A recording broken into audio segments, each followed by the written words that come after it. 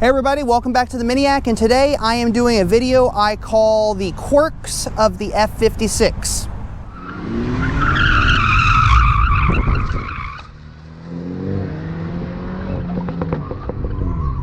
So as some of you all know, Mini is known for its quirky nature. They are unique vehicles, they're not normal vehicles, really not normal vehicles. They're very distinct in their styling, and they're very distinct in how they're featured and how they're optioned. So I'm going to share with you all today some of the odd quirks I found out about the F56 generation of the Mini. This is the third generation Mini, and some of these unique quirks might surprise you. So the first quirk I'm going to share with you all involves the Mini Cooper. Now, this car has a 3-cylinder, 1.5-liter turbocharged engine, but did you know that the engine in this car, which is the least expensive Mini available, is the same engine that's in this car, the most expensive BMW available? Here's another one I bet you didn't know about, and it involves the preset buttons right here, which apparently are touch sensitive too. I didn't notice that. But as you can see here, these are not for the radios. These are for other features on the system. So for example, if you want to go to your maps here, I believe you can actually preset this for there. So now if I go back to menu and I want to go to my navigation, I push 3 and it goes to my navigation. 2 takes me to my door settings, and 1 takes me to my interior lighting. You can change these to whatever you want, which is a pretty neat little feature. Another thing I want to add in here, and I don't have a way of doing it, is since Mini is part of the BMW and Rolls-Royce Auto Group, the menu displays and functions are already part of the onboard system, this system here, for all the Mini and BMW and Rolls-Royce models. So with a Beamer code app, you can actually change the little car that you see here to be a BMW or Rolls-Royce. You can change it to whatever one. It's kind of a cool thing. You have to have a special app to do it though. Another thing I wanted to add in here, if you notice, there is no CD slot in this car. None of the current Minis have a CD slot anymore. It's all Bluetooth or USB ports down here. Another thing I'm going to show you all here, I have to double pull to open the hood. There is no longer a latch underneath the hood to open it. And when you open the hood, you'll notice there's no dipstick. The car uses the computer to check the oil levels, so there's no dipstick under the engine bonnet anymore, so you can actually check the oil levels from inside your own car. You don't have to actually come out here and pull a dipstick to check it. This isn't something that's in the F cars now, but it was in the previous, before they redid the fuel gauge, and it's something that applies to the F cars.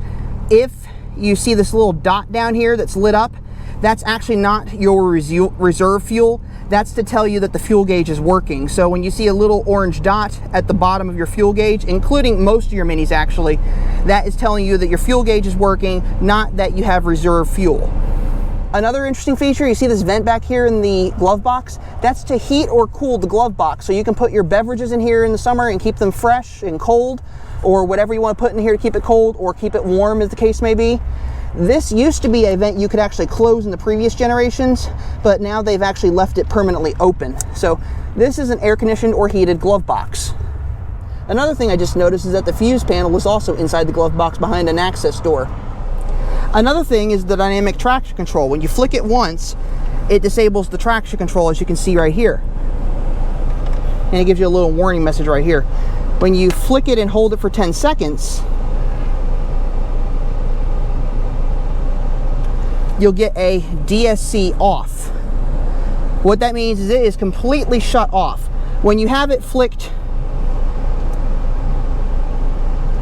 just once, it basically says that the dynamic stability control is shut off and the dynamic traction control is activated. But when you hold it down, you turn all the systems off. Another thing I want to share with you all is the headlights. Now, if you have adaptive headlights with the side firing cornering, so if you have the cornering headlights, there's actually 2 bulbs in here. There's an LED that will activate when the steering angle is greater than 15 degrees or when the car is in reverse. So These have cornering headlights, and basically, rather than the headlight assembly turning, it has a bulb in the side here, inside the headlight housing, that will fire out to the side as you're turning. And I believe it's actually this bulb right here. So there's like a little bulb right there. I think that's the side firing bulb. Now, for those of you out there with the performance-oriented Mini, you might want to take this out and put it on a dyno and see how fast it is. The car has an odd feature though. It will actually shut itself off if it detects that the rear wheels are not moving. So there is a hidden menu that you can access in these cars that will allow you to have the car put on a dyno so you can check the horsepower on it. Basically, if it's not done correctly, the car will notice that the rear wheels are stationary, or if the front wheels reach around 3,500 RPM and nothing is moving. If it detects the car is not moving, basically, it will reduce power or it will shut the car off. Another unique quirk about the Mini lineup is that the B48 engine, this engine right here, is available in 4 different power outputs throughout Mini and BMW lineups. It's available in 189 horsepower in the Cooper S. It's available in 228 horsepower in the JCW. It's available in 250 horsepower in a BMW sedan. I believe this BMW sedan, actually, if you get that 4-cylinder engine. And it's also available in the 302 horsepower, which is in the X2 M35i, and also in the upcoming JCW Clubman and Countryman, which are coming out later this year and early next year. Another odd quirk is, despite the fact that Mini is built in Oxford, despite the fact these are made in Oxford, the manufacturer's label will still say manufactured by BMW Auto Group, or Bavarian Motor Works, basically. So another interesting quirk about Minis involves the PHEV, the hybrid, the Mini Countryman SE All-4. What's interesting about this is it has 3 drive modes. It has front-wheel drive, rear-wheel drive, and all-wheel drive. And how does this work? Front-wheel drive is the 1.5-liter 3-cylinder turbo engine in the front. The rear-wheel drive involves the 87 horsepower electric motor in the rear, driving the rear wheels. And the all-4 is computer controlled, driving the front and rear wheels using the engine and the electric motors. So 3 different ways of driving this car. Now here's something that will make you all feel safer with driving the convertibles, especially if you happen to flip one. The windshield of this car can support the entire weight of the vehicle. So this vehicle weighs about 2,800 pounds or so, 2,900 pounds. I believe, if I'm correct, the windshield can hold about 3,000 pounds. So if this car were to flip over, aside from the rails back here that would jettison to support the car, the windshield frame would also keep the car supported. So in theory, you could take this whole car, tip it over, put it down on its windshield, and it would hold the entire car up. That windshield is that strong, which is insane. Another feature on all the Minis with comfort access is the ability to open the windows. And in the case of the convertible, as you'll see in a second here,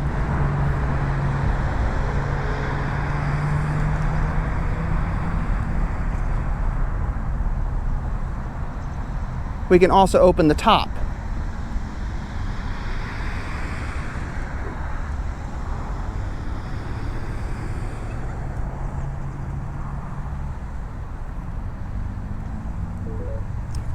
But did you know we have comfort close as well as comfort open? So watch this.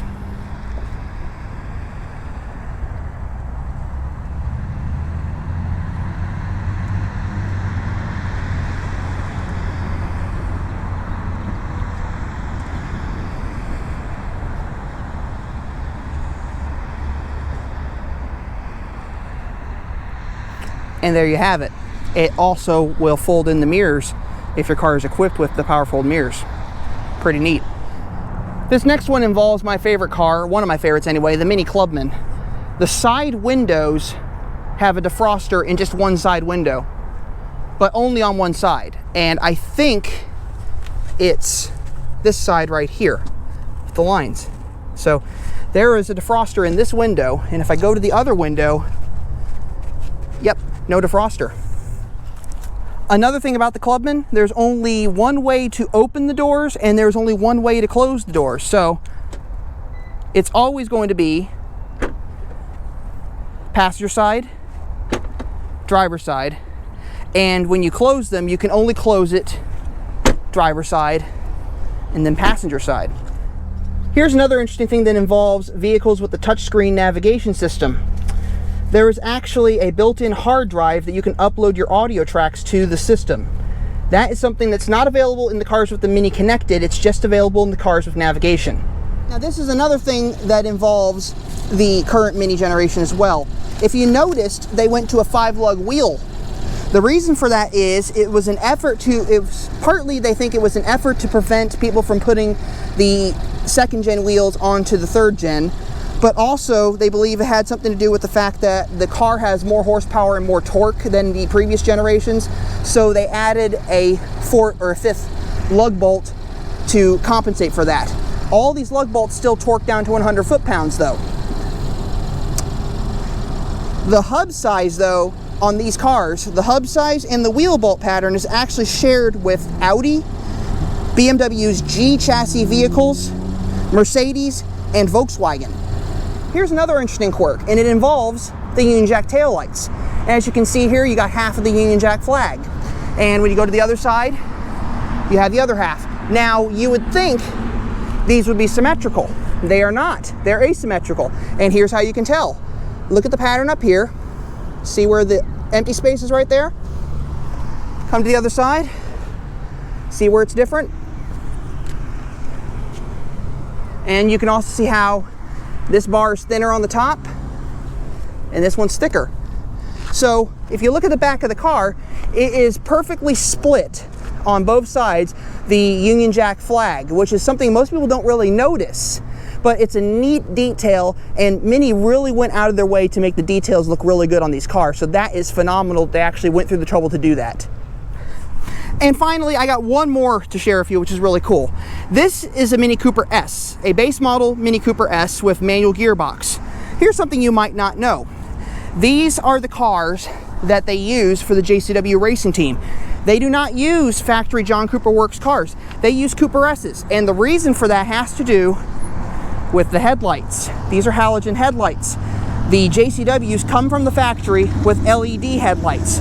The problem with that is they are load leveling LEDs, and load leveling headlights involve mechanisms that are attached to the suspension at the back of the vehicle.